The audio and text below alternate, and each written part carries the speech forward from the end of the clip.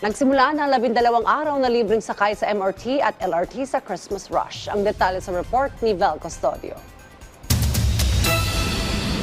Mula Bulacan, biyaheng Metro Manila pa ang mag-asawang Lita at Wilfredo para bumili ng herbal medicine. Kaya naman malaking tipid sa pamasahe ang libreng sakay ng tren para sa senior citizens.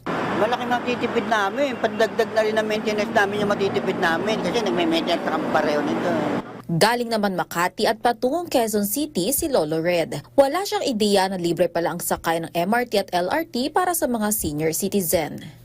Somebody just approached me and then somebody asked if I'm a senior citizen or not.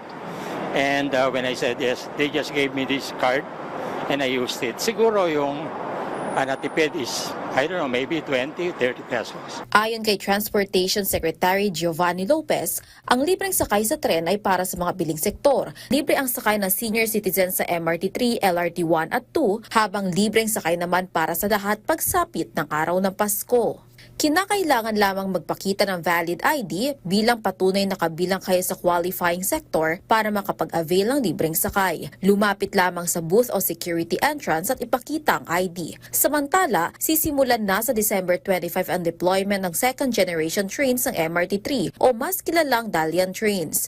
Alinsunod sa direktiba ni Pangulong Ferdinand R. Marcos Jr. upang mapalakas ang capacity at mapabuti ang serbisyo ng MRT 3 ngayong holiday season.